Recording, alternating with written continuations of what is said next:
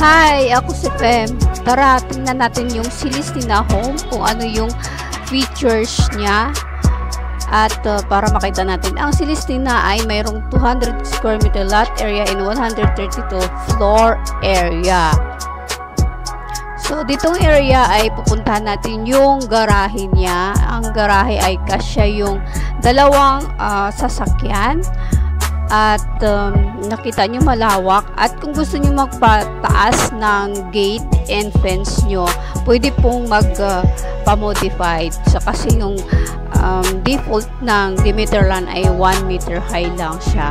So, dito namang area ay yung kanyang service area. Pwede po tayong maglinis po ng mga isda dito, mga gulay.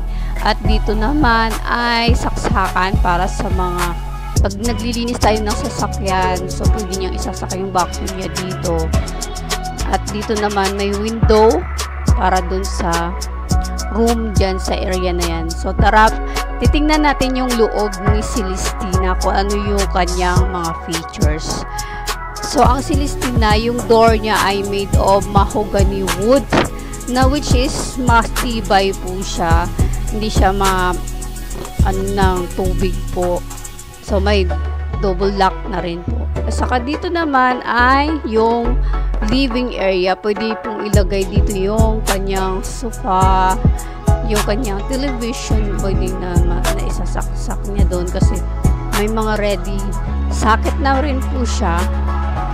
So, napansin nyo, may siya, may sa harap at sa likod. So, depende kung saan niya i-position yung kanyang television at kanyang sofa. So, tara, punta po tayo sa dining room.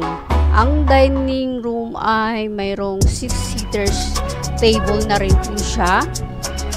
Nilagay na niya. So, dito naman may chandelier na rin siyang nilagay. At dito yung area ay may sliding door para sa gusto niyang i-open at magkakaroon ng ventilation. So, kahit walang aircon, may hangin na papasok. So, kahit saan po na area, may switch socket siya kasi mas maganda maraming socket kasi sa lane marami tayong sinasasak. Dito naman ay yung pinto na papunta sa service area. So, napansin nyo, hindi nila kailangan pag namalungkit dadaan sa main door. So, dito naman yung counter table niya o counter bar niya. So, mayroon namang 3 panel na main switch yung Celestina for the safety. So, mayroong sa first floor and second floor siya. So, may cabinet na rin po yung kusina ni Celestina, naka-built-in na rin at saka double sink na rin siya. Saka na-ready na po ni client yung kanyang exhaust fan at saka kanyang gas range. Pansin nyo, naka-install na siya. So, lilipatan na lang niya. So, ditong pinto na to ay isang room dito sa ground floor. So, dito naman may CR siya at may bath na rin siya. May shower, rain shower.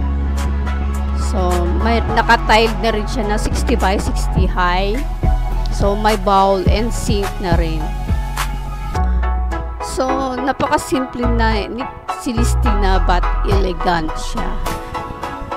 So, dito namang area ay yung ceiling niya ay drop ceiling siya. So, pupunta tayo sa taas. Dito namang area ay napansin nyo may mga mataas yung window saka yung steps ng stairs ay yung kanyang tiles ay wooden style tiles at saka yung bar ng hagdanan ay mayroong wood and metal bar for the safety. So, pansin nyo yung tiles ay same lang sa stairs, wood design siya. So, dito yung master's bedroom. So, titingnan natin yung master's bedroom. May yung master's bedroom ay meron na rin cabinet at naka-ready na rin yung bed frame ni client. Nailagyan na ng bed frame. Saka meron na rin po siya at cove ceiling siya. Saka may window sa both side. Tapos nilagyan na niya ng foam, na naka-ready na siyang foam din sa bed niya. So, yan, meron siyang window na pwede yung pag umulan na hindi siya didiretso sa loob. Dito namang area ay yung kanyang bathroom. So, may sariling bathroom yung master's bedroom. Meron na rin siyang shower and naka-tiled na rin siya ng 60 by 60.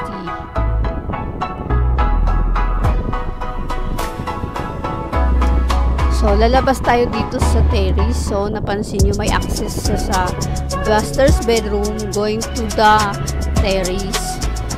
So, ito, makikita natin na malawak yung terrace dito. So, kung gusto niyang mag-unwind dito, gusto niyang maglagay ng table, and gusto niyang maglagay ng sofa, pwede dito. Tsaka may socket na rin siya dyan na kung gusto niya magsaksak or mag-charge ng phone, mayroon.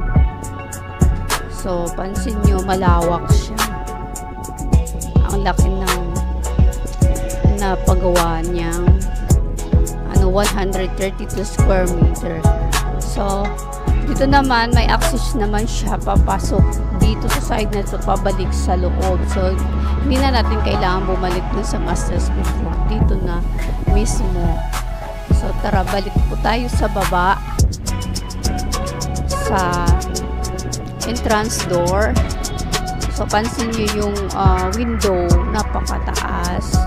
So, pwede nang lagyan ng blinds or cortina para in case na tumutok yung init or yung sun, hindi masyadong mainit. So, ito yung sa loob ni Celestina House. Pupunta naman po tayo dito sa garden. Dito yung garden ni owner. So, sa ngayon, hindi pa niya undecided pa siya kung ano ilalagay niya.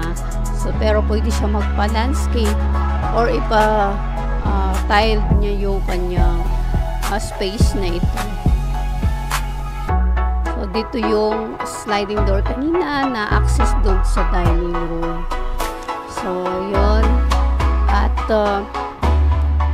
kung interested po kayo na tingnan yung Celestina, ay pwede po yung tawagan yung number ko. 0935-10-36744 para ma-assist ko po kayo at makapag-schedule po ng tripping sa mga houses na gusto nyo. At panoorin nyo po yung iba pang video ng mga house ng Demeterland sa aking Facebook page. So, ang aking Facebook page ay Fem Chongko at we are willing to assist you. Just call us po.